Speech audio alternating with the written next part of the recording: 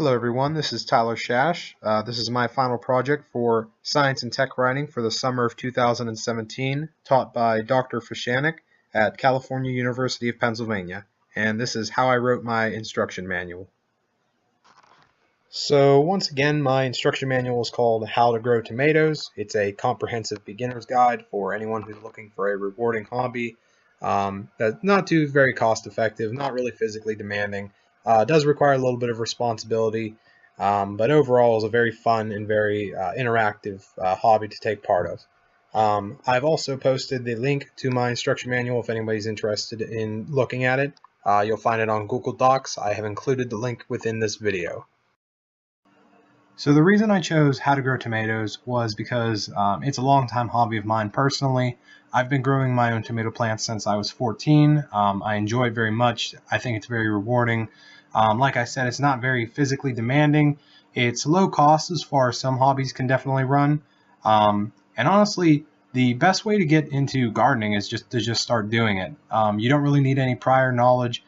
You can take tips and advice, but more or less all the plants are pretty much the same. You know, you pretty much till the land, take care of them, water them, make sure they have plenty of sunlight. And for the most part, it's a pretty straightforward procedure. So my manual is for anyone who is interested in growing tomato plants, and I like to think of it as my audience will find my guide. There are a few restrictions, however, in regards to using my manual. Number one is geographical location. So individuals who live in large cities, for example, would find it difficult due to a lack of usable land and resources. The other restriction is age. I tried to appeal to a younger or middle-aged audience due to the physical portion of this procedure, and would advise anyone who wants to use this procedure to ensure that they are physically capable of the steps involved within this manual, which include digging, tilling, weeding a garden, and establishing a fence. So if I had to describe my target audience, I would estimate them to be between the ages of 16 to 65. And if they are younger than 16, I would expect them to have some sort of adult supervision. These individuals would be in a suburban or country-based location where they have a usable amount of land. They don't need to have any prior knowledge. However, I would expect them to be in good health and physically capable of performing the tasks that I described earlier. So I attempted to appeal to the younger portion of that 16 to 65 age range, as I believe they're more likely to partake in it and they're more likely to continue gardening into their later years. This can be seen throughout my manual, as I used a series of links within my manual that a younger or middle-aged audience would be more familiar with using as opposed to an older audience. I also uploaded the entire procedure online, which implements the use of modern smartphones and computers, which the younger generation is more acclimated to using as compared to an older generation. My manual was intended to be read via a smartphone or other portable electronic device for the sake of convenience. Preparing and maintaining a garden is typically a group of correlated steps completed within a series of separate time intervals, so I believe that an online version was the best option. Additionally, the manual I created is printer friendly, so someone is perfectly capable of printing off the manual and using it as a reference in that way as well. I decided to insert pictures into my manual wherever I was describing an item or a location to further clarify what I meant within the procedure.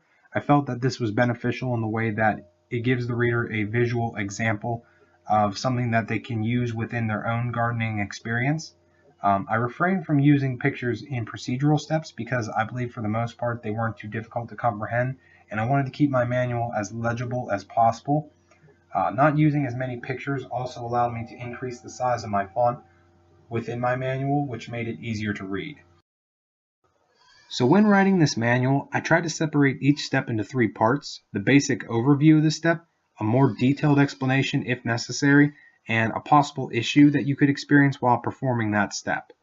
I tried to keep each of these parts separated by means of spaces, and so that way we could keep the entire section clear and readable. Within my manual, I also grouped steps that fall within the same time period of the procedure and kept these groups of steps on separate pages. So like I stated earlier, I chose to post the entire procedure online so that way it could be referred to via a smartphone as an individual is actually performing the steps. The procedure can be a bit repetitious in parts, so I found it easier to read from a separate page rather than trying to rewind a video to a specific part or trying to flip through a manual. Additionally, using the find function on most electronic devices means that someone could find information on a particular set of steps pretty easily. And once again, I also made the manual printer friendly, so that if someone desires a physical copy, they're capable of that as well. However, I would highly suggest using the electronic version. So all in all, a few things I picked up whenever I was making my instruction manual was you want to keep it organized and legible. You want to make it easy to follow. And it's never a bad idea to include a troubleshooting method, because if Murphy's Law still holds, then if something can go wrong, something will. Too information can be just as bad as too little. A wall of text is just as intimidating as not enough. Know your audience, put yourself in their shoes, and try to walk yourself through it as if you were somebody who is reading the manual for the first time.